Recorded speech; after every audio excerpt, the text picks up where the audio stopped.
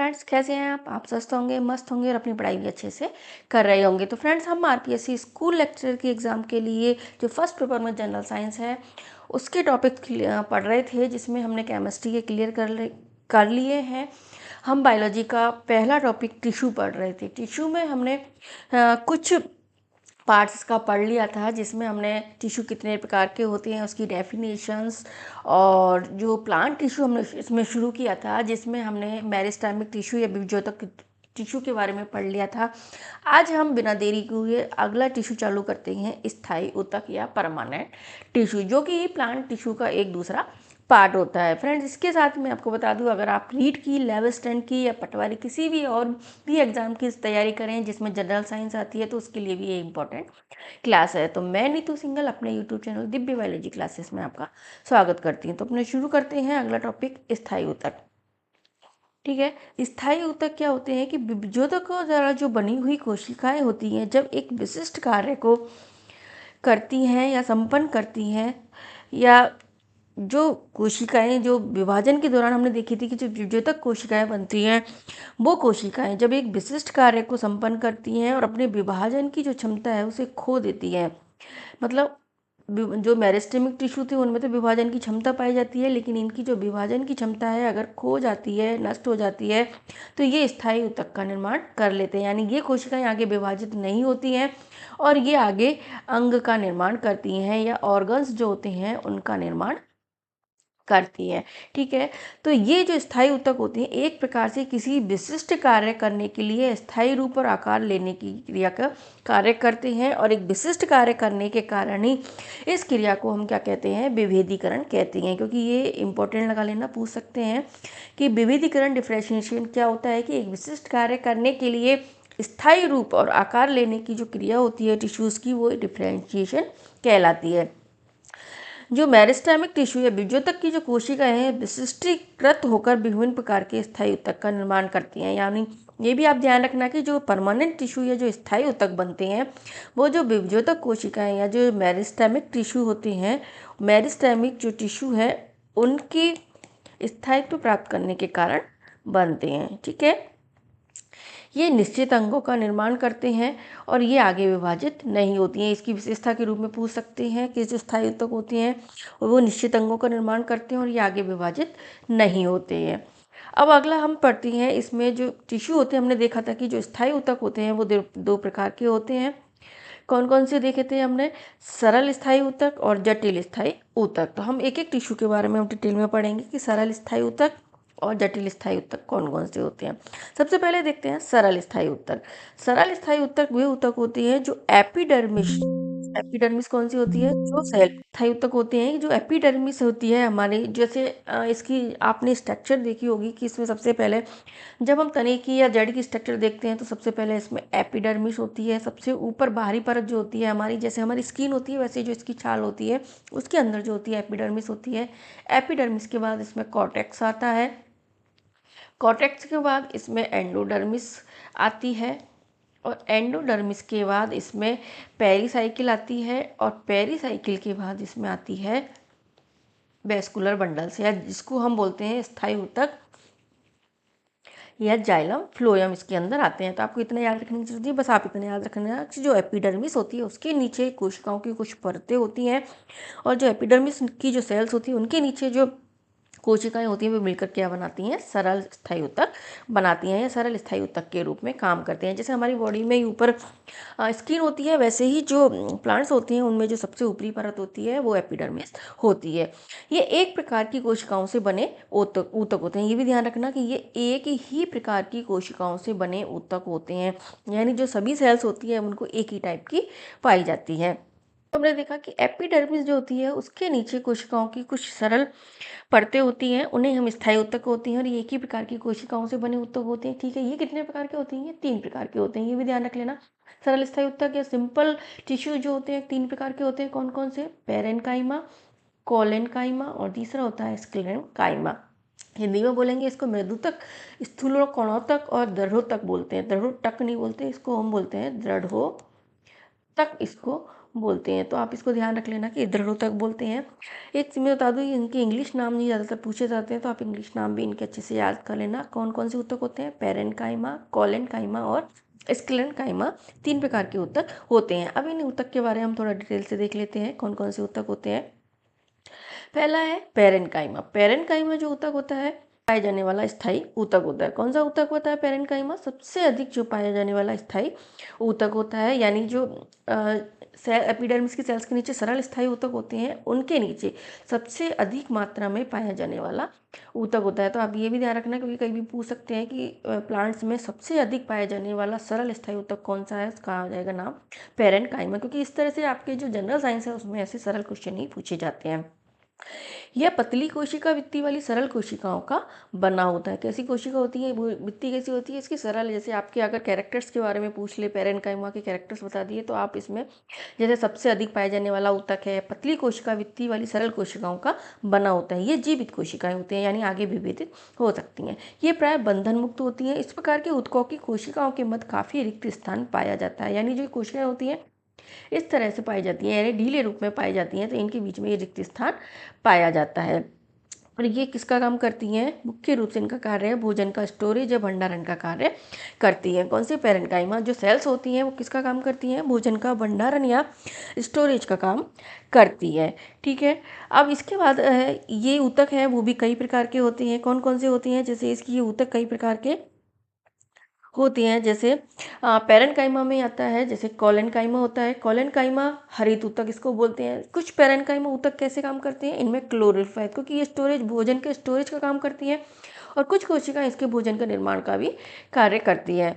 तो इनमें कुछ कोशिकाओं में क्लोरोफिल पाया जाता है। क्या पाया जाता है? क्लोरोफिल पाया जाता है। और जिन कोशिकाओं में क्लोरोफिल पाया जाता है उनको हम कहते हैं हरित ऊतक, क्योंकि क्लोरोप्लास्ट को हम क्या कहते हैं?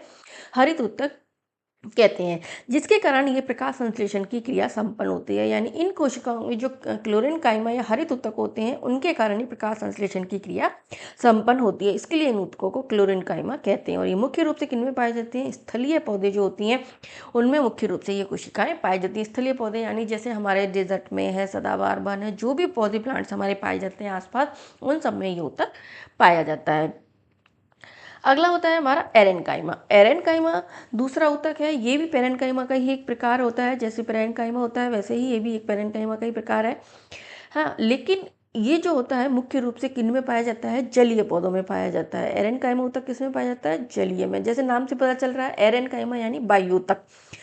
ये भी कोशिकाओं के बने होते हैं, लेकिन जलीय पौधे जो होते हैं तो उनकी जो पानी में तैरते रहते हैं, उनको अधिक ऑक्सीजन के लिए चाहिए, तो उसके लिए इनमें एरेन्काइमा ऊतक पाया जाता है, जो मध्य हवा की बड़ी कैविटीज होती हैं, जिनके कारण ये जल में तैरती रहती हैं, फ्लोटिंग करती रहती हैं। उतराती मतलब फ्लोटिंग करती रहती हैं। इस प्रकार के ऊतक को हम क्या कहते हैं? पेरेन्काइमा वाले ऊतक को एरेन्काइमा कहते हैं। तो हमने देख लिया पेरेन्काइमा जो ऊतक है वो भी 2 प्रकार के होते हैं। कौन कौन से? कोलेन्काइमा होते हैं, एरेन्काइमा होते हैं। एरेन्काइमा मुख्य रूप से किन में पाए जाते हैं? जलीय पौधों में पाए जाते हैं। और जो क्लोरेन्काइमा हरित ऊतक देखे थे हमने, वो मुख्य रूप से स्थलीय पादपों में पाए जाते हैं। अब हम दूसरा सरल स्थायी ऊतक का दूसरा प्रकार देख लेते हैं। कौन सा है दूसरा प्रकार इसमें? दूसरा प्रकार है इसका कोलेन्काइमा। कौन सा प्रकार है? कोलेन्काइमा। ये पौधों में लचीलेपन का गुण प्रदान करते हैं। पौधों में जो लचीलापन होता है, मतलब पौधे हवा के साथ इधर उधर हिलते रहते हैं, कभी उनकी एक तना इधर चला जाता है, ब्रांच इधर जाती है, इस तरह से जो हिलते डुलते रहते हैं वो किसके कारण आता है? कोलेन्काइमा के कारण होता है। ये आप इंपॉर्टेंट लगा लेना, क्योंकि ऐसे क्वेश्चन पूछ सकते हैं कि कोलेन्काइमा का क्या कार्य है। स्थूल कोणों तक इसको मैंने बताया था, इसको बोलते हैं। तो पौधों में लचीलेपन का जो गुण है वो इसी के कारण आता है। तो इसका मुख्य कार्य हो गया पौधों के विभिन्न भागों, पत्ती, तना में बिना टूटे हुए इनको लचीला प्रदान करता है। यानी हवा के झोंकों के साथ भी जब पत्ती तना टूटते नहीं, वो किसके कारण होते हैं? कोलेन्काइमा के कारण होते हैं। एनसीईआरटी की लाइन है, लेकिन आपको एक एक लाइन याद रखनी है, क्योंकि कई बार स्टेटमेंट के रूप में भी ये पूछ सकते हैं। पौधों को यांत्रिक सहायता प्रदान करते हैं, यानी जब लचीलेपन का गुण यानी स्ट्रेंथ प्रदान करते हैं, तो यांत्रिक सहायता भी प्रदान करती हैं। ये ऊतक एपिडर्मिस के नीचे पर्णवृंत में पाए जाते हैं। जो पत्तियों में पर्णवृंत होते हैं या जो तने होती हैं उनमें पेटियोल्स होती हैं, उनमें ये मुख्य रूप से पाए जाते हैं, यानी जो ब्रांच की शाखाओं में सपोर्ट प्रदान करने का कार्य करते हैं। इसकी जो कोशिकाएं होती हैं जीवित होती हैं, ये भी कोशिकाएं जीवित हैं। पेरेन्काइमा की कोशिका भी हमने देखी थी जीवित है, लंबी और अनियमित ढंग से व्यवस्थित पाई जाती हैं। कैसी होती हैं इनकी कोशिकाएं? लंबी और अनियमित ढंग से इनकी कोशिकाएं व्यवस्थित होती हैं। इनके कोनों पर मोटी होती हैं तथा कोशिकाओं के बीच बहुत कम स्थान होता है, यानी इनमें इंटरसेलुलर स्पेस कम होता है। हमने देखा था पेरेन्काइमा में ज़्यादा होता है। ये विशेषताओं के रूप में आप याद कर लेना कि जीवित, लंबी और एनिमल ढंग से कोनों पर मोटी होती है, कोशिकाओं के बीच में कम स्थान होता है और इंटरसेलुलर स्पेस इनमें कम पाया जाता है। ठीक है, अब इसके बाद हम देखते हैं अगला ऊतक। हमने देखी थी सरल स्थायी ऊतक 3 प्रकार के होते हैं, तो तीसरा ऊतक है इसमें स्क्लेरेन्काइमा। स्क्लेरेन्काइमा जिसको हम बोलते हैं दृढ़ोतक भी हम बोलते हैं। कौन सा ऊतक बोलते हैं इसको? दृढ़ोतक भी हम बोलते हैं। दृढ़ोतक जो होता है ये एक भी कैसा है? सरल स्थायी ऊतक ही है। ये पौधों को कठोर और मजबूत बनाता है, यानी कठोर पौधों को कठोरता मजबूती कौन प्रदान करता है? स्क्लेरेन्काइमा ऊतक प्रदान करता है। यानी आप इसकी एक एक जो लाइन है वो मैं बता रही हूँ फ्रेंड्स, इससे आगे कोई क्वेश्चन नहीं आएगा, आपको एक एक लाइन में याद करती है। इसका उदाहरण भी याद कर लेना। मुख्य रूप से नारियल के रेशेयुक्त छिलकों में पाया जाता है। जो नारियल के सबसे ऊपर के जो छिलके होते हैं उनमें पाया जाता है, क्या पाया जाता है? स्क्लेरेन्काइमा पाया जाता है। ये एग्जाम्पल ने एनसीईआरटी में दे रखा है, इसलिए आप इसको याद कर लेना। ठीक है, इसकी जो कोशिकाएं हैं मृत होती हैं। अभी तक हमने दोनों प्रकार के टिश्यूज पढ़े थे, उनकी कोशिकाएं जीवित थी, लेकिन इनकी जो कोशिकाएं वो मृत होती हैं और ये लंबी और पतली होती हैं। इसके अलावा एक इम्पॉर्टेंट है कि इसकी जो भित्ति है उसमें लिग्निन के कारण मोटी होती है। मैंने इसको हाईलाइट भी करा हुआ है, आप इसको अच्छे से याद करना है। जो स्क्लेरेन्काइमा ऊतक है उनकी जो सेल्स हैं उनकी में लिग्निन कौन सा पदार्थ पाया जाता है? लिग्निन पाया जाता है। तो लिग्निन के कारण ये मोटी होती हैं और ये प्राय इतनी मोटी होती हैं कि कोशिका के भीतर कोई आंतरिक स्थान नहीं होता है, यानी इनमें आंतरिक स्थान कैसा होता है? एब्सेंट होता है, यानी इंटरसेलुलर स्पेस इनमें एब्सेंट पाया जाता है। यह ऊतक तने में, संबंध मंडल के समीप, पत्ती की शिराओं में और बीजों और फलों के कठोर छिलकों में उपस्थित होता है। ये इंपॉर्टेंट लाइन है, इसको भी आप इंपॉर्टेंट लगा लेना। पूछा जा सकता है स्क्लेरेन्काइमा ऊतक कहाँ कहाँ पाया जाता है?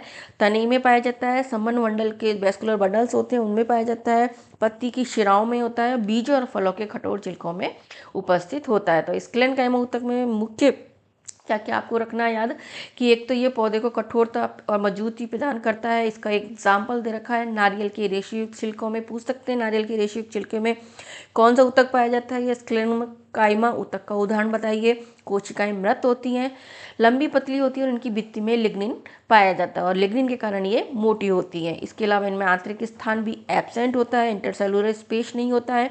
यह ऊतक तने में, संबंध मंडल के समीप, पत्ती की शिराओं में तथा बीजों और फलों के कठोर छिलके में उपस्थित होते हैं। इसकी एक डायग्राम भी दिया हुआ है, तो आप ये डायग्राम में आपको बता देती हूँ, डायग्राम भी आप देख सकते हैं।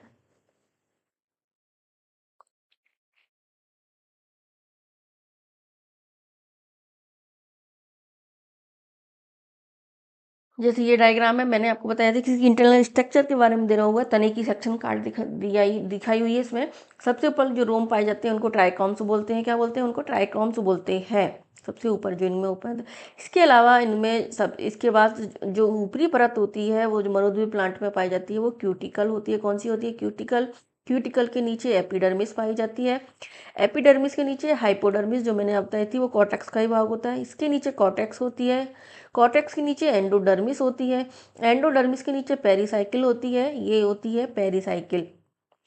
और इन पेरिसाइकिल के अंदर फ्लोएम और जाइलम, जिनको हम जटिल ऊतक बोलते हैं, वो पाए जाते हैं। तो फ्लोएम जाइलम होती है, इनके बीच में कैम्बियम, जो हमने देखा था ना, लेटरल मेरिस्टेम देखा था, वो पाया जाता है, जो कि फ्लोएम और जाइलम को और अधिक विभेदित करता है।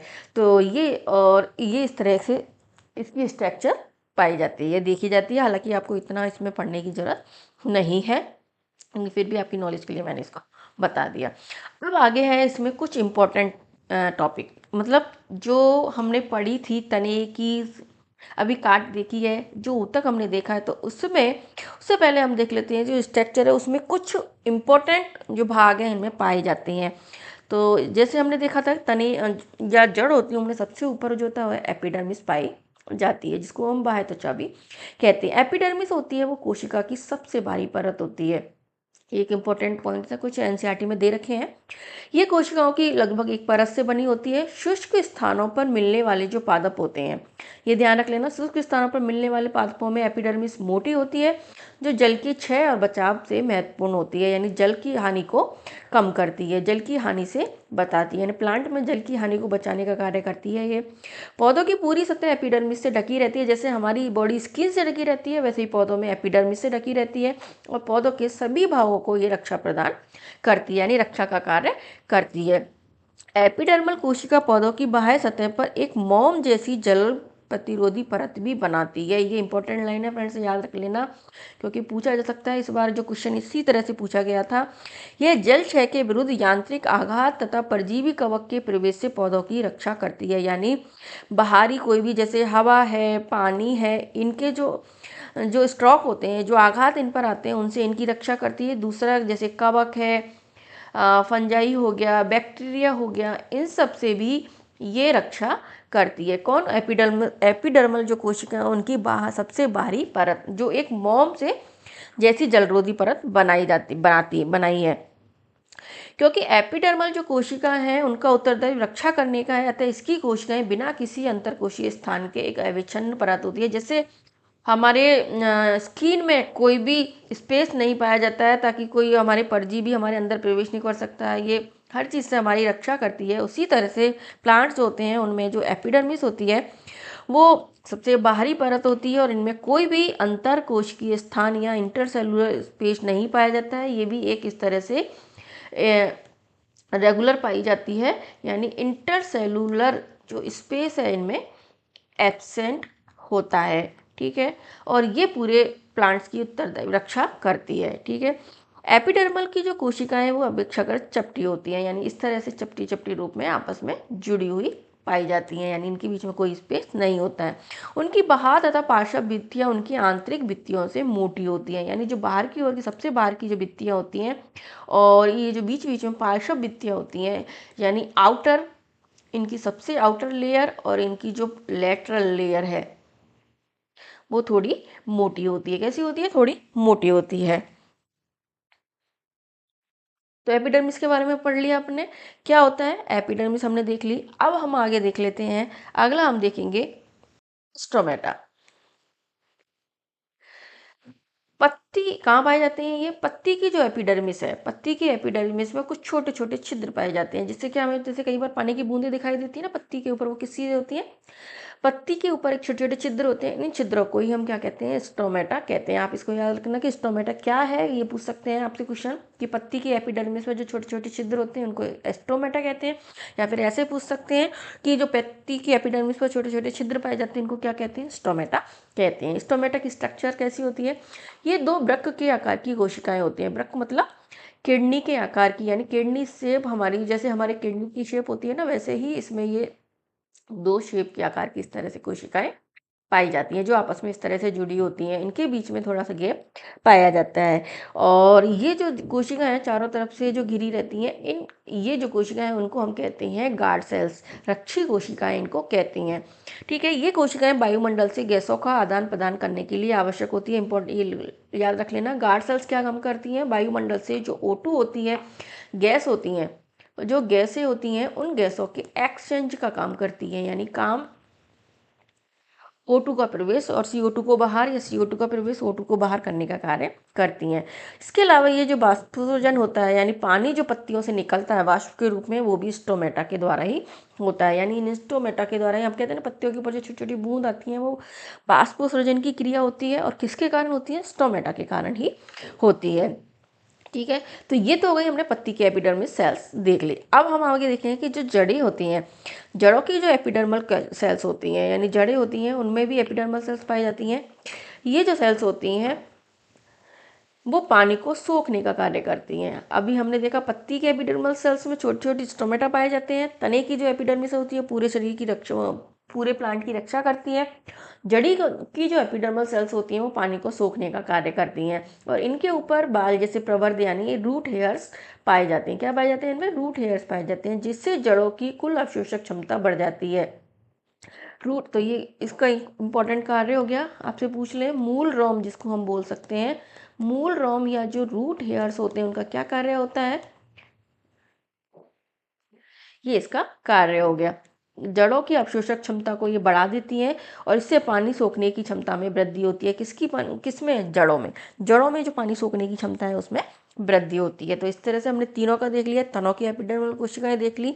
ये कुछ इंपॉर्टेंट पॉइंट है जो आपको याद रखने हैं। पत्तों की एपिडर्मल कोशिका में हमने स्टोमेटा देख लिया और जड़ों की जो एपिडर्मल कोशिका है उनमें रूट हेयर्स पाए जाते हैं जो जड़ों की कुल अवशोषक क्षमता को बढ़ा देती हैं, जिससे उनकी पानी सोखने की जो क्षमता है उसमें वृद्धि हो जाती है। कुछ और इम्पॉर्टेंट फैक्ट्स हम देख लेते हैं, जैसे जो मरुस्थलीय पौधे हैं उनकी जो बाहरी सतह है, यानी मरुस्थलीय पौधों पे जो पाई जाती है जो एपिडर्मिस होती है, इस एपिडर्मिस के ऊपर च्यूटिन का लेप पाया जाता है। ये ध्यान रखना, ये पूछ सकते हैं इंपॉर्टेंट लाइन में, क्योंकि मरुस्थलीय पौधों की जो बाहरी सतह पर कौन सा रासायनिक अवरोधक पाया जाता है, क्यूटिन का लेप पाया जाता है। जैसे जैसे वृक्ष की आयु बढ़ती है उसके बाहर सुरक्षात्मकों में कुछ परिवर्तन होता है, इसे ही हम द्वितीयक वृद्धि कहते हैं, जो किसके कारण होती है, कैम्बियम के कारण होती है। और इसके कारण प्लांट्स होते हैं उनकी मोटाई में वृद्धि हो जाती है, ठीक है। और जो प्लांट्स होता है वो मजबूत होता चला जाता है। जो यंग प्लांट होता है, यानी जो युवा पादप होते हैं वो थोड़े कोमल होते हैं, लेकिन जो प्लांट जैसे जैसे उनके आयु बढ़ती है उनमें सुरक्षात्मक ऊतकों में परिवर्तन होता है, जिससे उनमें सेकेंडरी ग्रोथ होती है, वो कैम्बियम के कारण होती है, उनकी मोटाई में वृद्धि हो जाती है और वो मजबूती प्रदान करते हैं। आपको ये लाइन ध्यान रखनी है कि मरुस्थलीय जो पौधे होते हैं उनकी बाहरी सतह पर एपिडर्मिस से क्या पाई जाती है, क्यूटीन की एक जल अवरोधक रासायनिक परत पाई जाती है। अगला पॉइंट है इसमें द्वितीयक बीजोतक। जो हमारी जो द्वितीयक वृद्धि बनती है उसकी पट्टी में जो कॉर्टेक्स होती है, हमने देखा था जो एपिडर्मिस होती है उसके नीचे कॉर्टेक्स पाई जाती है। जो तने की काट देखी थी या रूट की काट, जड़ की काट होती है, सेक्शन काट है, उसमें देखा है। तो उनमें जो कॉर्टेक्स होती है वो किससे बनी है, कॉर्क नामक कोशिकाओं की परतों से बनी होती है। किससे बनी होती है, कॉर्क नामक कोशिकाओं की परतों से बनी होती है। इन छालों की जो कोशिकाएं कैसी होती हैं, मृत होती हैं और इनमें कोई इंटरसेलुलर स्पेस नहीं पाया जाता, यानी इंटरसेलुलर स्पेस इनमें एब्सेंट होता है। इनकी भित्ति पर सुबेरिन नाम का पदार्थ पाया जाता है जो छालों को हवा और पानी के लिए अभेद्य बनाता है, यानी इससे पार नहीं कर पाते हैं। तो आपने देखा होगा कि जो हमने देखी थी अभी, जो एपिडर्मिस होती है उसमें जब पुराने प्लांट्स हो जाते हैं सेकेंडरी ग्रोथ होती है, और सेकेंडरी ग्रोथ के कारण जो सेकेंडरी बीजोतक बनते हैं उनकी जो पट्टी में कॉर्टेक्स होती है उसमें कॉर्क नामक कोशिकाओं की परत बनती है, जिनकी कोशिकाएं मृत होती है, इंटरसेलुलर स्पेस भी एब्सेंट होते हैं और इनकी भित्ति पर क्या पाया जाता है, सुबेरिन नामक पदार्थ होता है जो छालों को हवा पानी के लिए अभेद्य बनाता है, यानी पार नहीं कर पाते हैं। ये फ्रेंड्स अभी इस बार जो आरपीएससी की फर्स्ट ग्रेड की एग्जाम हुई थी 2025 वाली, उसमें ये क्वेश्चन पूछा गया था कि जो कॉर्क तने पर या प्लांट में कॉर्क नामक कोशिकाओं की परत होती है उनमें कौन सा पदार्थ पाया जाता है, तो उनमें कौन सा होता है, सुबेरिन नामक पदार्थ पाया जाता है। तो आप इसको याद रख लेना, ठीक है।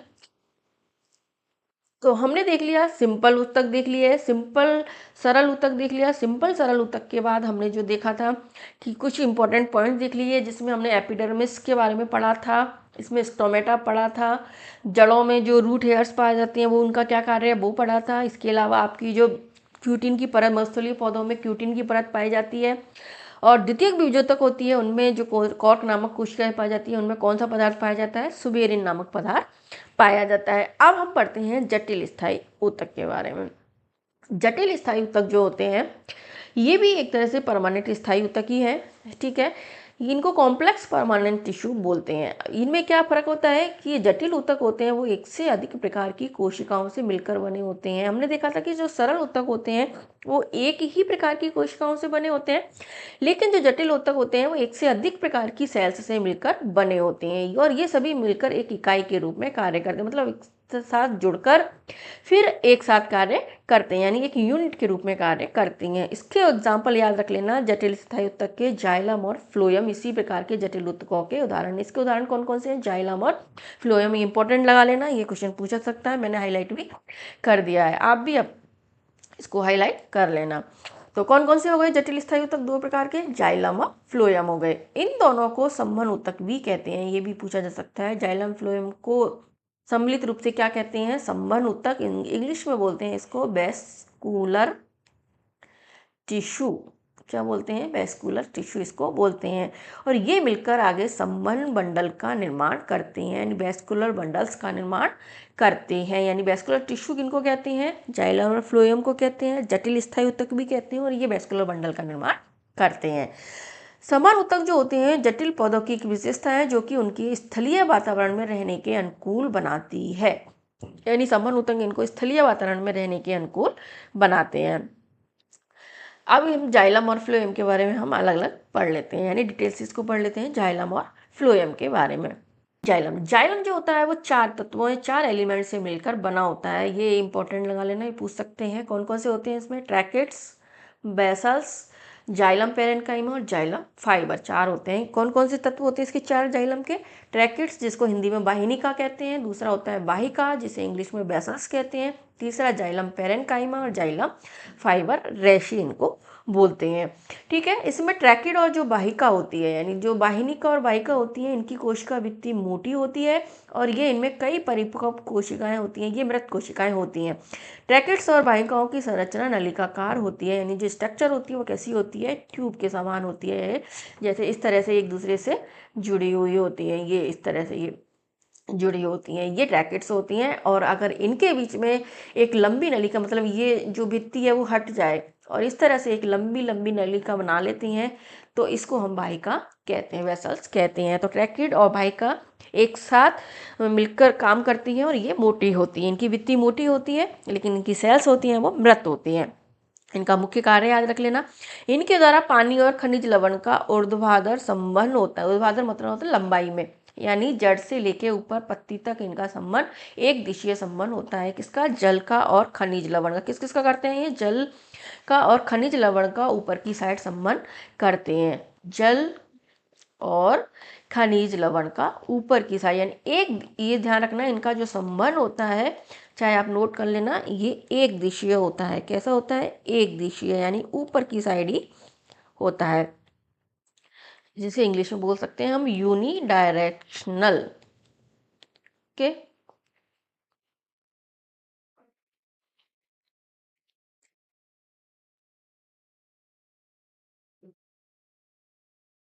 अब है दूसरा जाइलम पेरेन्काइमा। ठीक है, जाइलम पेरेन्काइमा जो होते हैं ये, इनकी कोशिकाएं जीवित होती है और ये जो काम करती हैं भोजन के स्टोरेज का काम करते हैं। किसका काम करती हैं ये? भोजन के स्टोरेज का काम करते हैं। तो इसकी कैसी सेल्स होती हैं जाइलम पेरेन्काइमा की? जीवित सेल्स होती हैं और ये भोजन संग्रह का कार्य करते हैं। जबकि जो जाइलम फाइबर्स होते हैं ये सहारा देने का कार्य करते हैं। किसको? प्लांट को। जब प्लांट मजबूत होता है, पुराना होता चला जाता है, उसको जाइलम फाइबर या रेशे सहारा देने का कार्य करते हैं। लेकिन इनकी जो कोशिकाएं होती हैं मृत होती है। कैसी होती हैं इनकी कोशिकाएं?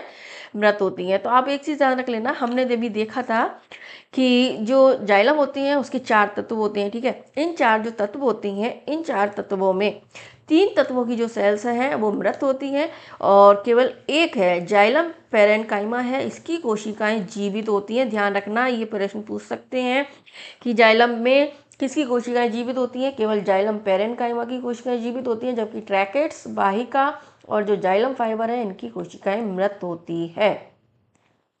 तो ये आप एक बार ध्यान रख लेना। ठीक है, अब हम आगे पढ़ते हैं फ्लोएम के बारे में। फ्लोएम जो होता है वो 5 प्रकार के तत्वों से मिलकर बना होता है। कौन कौन सा बना होता है? 5 प्रकार के अवयवों से मिलकर बना होता है। कौन कौन सा? चालनी कोशिकाएं और चालनी नलिका, जिनको हम सिवे ट्यूब्स या सिवे सेल्स कहते हैं। दूसरा है साथी कोशिका, कंपेनियन सेल्स कहते हैं। तीसरा है फ्लोएम पेरेन्काइमा और फ्लोएम रेशों से मिलकर बने होते हैं। हालांकि ये आपकी 10th की क्लास में 5 प्रकार के अवयव दे रखे हैं, लेकिन जो बड़ी क्लास में हम पढ़ते हैं जो इनको 4 अवयव ही मानते हैं, क्योंकि जो चालनी कोशिकाएं होती हैं और चालनी ट्यूब्स होती हैं इनको हम एक ही स्ट्रक्चर मानते हैं। क्यों? चालनी कोशिकाएं जो छोटे प्लांट होते हैं जिम्नोस्पर्म्स में पाई जाती है, लेकिन जो आवृत बीजी हमारे प्लांट्स होते हैं उनमें सिवे ट्यूब्स पाई जाती हैं। तो लेकिन आपको 5 प्रकार के अवयव भी ध्यान रखने हैं, क्योंकि आपकी जो एनसीईआरटी है उसमें 5 अवयव दे रखे हैं। चालनी कोशिकाएं, चालनी नलिका, साथी कोशिका कंपेनियन सेल्स, इसको हमेशा ज़्यादातर इंग्लिश में ही पूछा जाता है। कंपेनियन कोशिकाएं फ्लोएम पेरेन्काइमा और फ्लोएम रेशियो से मिलकर बनी होती हैं। सबसे पहले देखते हैं चालनी नलिका। चालनी नलिका होती है छिद्रित भित्ति वाली नलिकाकार कोशिका होती है। इसको ध्यान रख लेना, कैसी कोशिका होती है, इसमें छिद्रित भित्ति वाली नलिकाकार कोशिकाएं होती हैं और ये फ्लोएम पत्तियों से भोजन को पौधों के विभिन्न भागों तक पहुंचाने का कार्य करती है। क्या करती हैं, यानी पत्तियों से जो भोजन बनता है प्रकाश संश्लेषण की क्रिया के द्वारा, उस भोजन को पौधों के समस्त भागों से यानी तने तक, जड़ तक, सब जगह तक पहुंचाने का कार्य करती हैं। तो ये इसका क्या हो गया, ये इसका कार्य हो गया। दूसरा है फ्लोएम रेशियो को छोड़कर फ्लोएम कोशिकाएं जीवित होती हैं। अच्छा, ये भी एक इंपॉर्टेंट लाइन है, मैं आपको यहाँ पे भी बता देती हूँ इसको, कि जो फ्लोएम रेशियो होती हैं जिनको हम इंग्लिश में बोलते हैं बास्ट फाइबर्स, क्या बोलते हैं हम, बास्ट फाइबर्स होते हैं, इनकी कोशिकाएं केवल मृत होती हैं और चालनी कोशिकाएं, साथ ही कंपेनियन कोशिकाएं, फ्लोएम कोशिकाएं, इन तीनों की कोशिकाएं जीवित होती हैं। आप इसको भी ध्यान रख लेना, इंपॉर्टेंट लगा लेना। उसमें हमने देखा था कि जाइलम में 3 की कोशिकाएं मृत हैं, जाइलम पेरेन्काइमा की कोशिकाएं जीवित है, लेकिन जो फ्लोएम होता है उसमें चालनी कोशिकाएं, साथ ही कंपेनियन सेल्स और फ्लोएम पेरेन्काइमा तीनों की कोशिकाएं जीवित होती हैं। केवल जो फ्लोएम रेसे हैं जिनको हम बास्ट फाइबर भी कहते हैं, इनकी कोशिकाएं मृत होती है।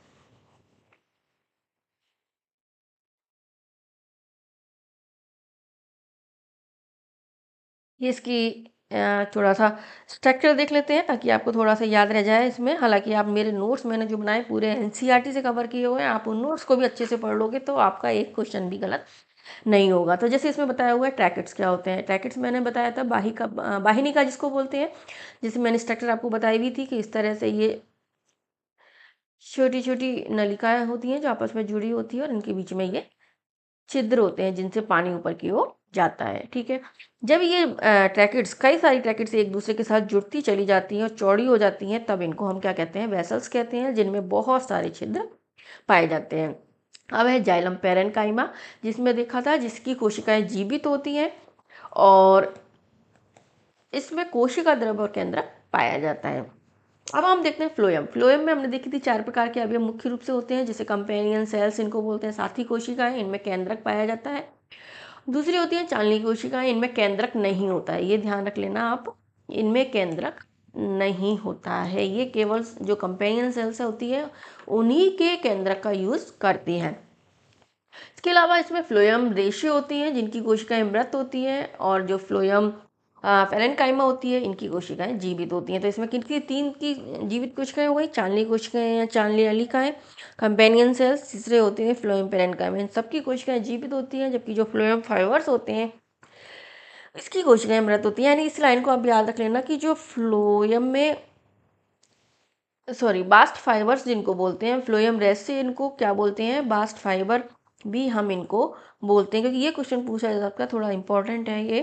जैसे जट आपने देखे होंगे, जैसे सन है देखा है आपने, जूट देखा है, ये सब जो इनके जो तंतु होते हैं इनको क्या बोलते हैं, ये बास्ट फाइबर ही होते हैं, यानी सेकंड ये फ्लोएम होती हैं, फ्लोएम का रेशा होते हैं, यानी फ्लोएम रेशा भी इसको बोलते हैं, जिनकी कोशिकाएं मृत होती हैं। तो फ्रेंड्स, इसके साथ ही हमारा जो प्लांट टिश्यू वाला टॉपिक है वो कंप्लीट होता है। आई होप आपको अच्छे से समझ में आ गया होगा। मैं इनके नोट्स हैं मेरी, इसकी पीडीएफ भी आपको अपने टेलीग्राम चैनल पर डाल दूंगी, जिससे अगर आपको लगे तो आप अपने नोट्स बना लेना और नहीं तो आप इनके भी प्रिंट आउट निकाल के पढ़ सकते हैं। ठीक है, और इसके अगर जो वीडियो है इसको 1-2 बार आप बार देखोगे, 2-3 बार देखोगे तो आपको जो हर चैप्टर का, हर लेसन का जो हर लाइन है वो अच्छे से याद हो जाएगी। मैंने इसके साथ आपको बता दिया इसमें क्या इंपॉर्टेंट है क्या नहीं है। इसके बाद हम कल पढ़ने वाले हैं एनिमल टिश्यू या जंतु ऊतक के बारे में पढ़ेंगे। तो मैं नित्य सिंह, अगर आपको अपनी मेरी क्लास अच्छी लगी हो तो इस क्लास को अच्छे से ज़्यादा से ज़्यादा शेयर कर दो लोगों को, और भी लोग इसको देख सकें, और मेरे चैनल को अधिक से अधिक सब्सक्राइब कर लो। इस तरह से मैं पूरी आपको आगे अच्छी अच्छी क्लास आपको देते रहूँगी। मिलते हैं अगली वीडियो में। Thank you.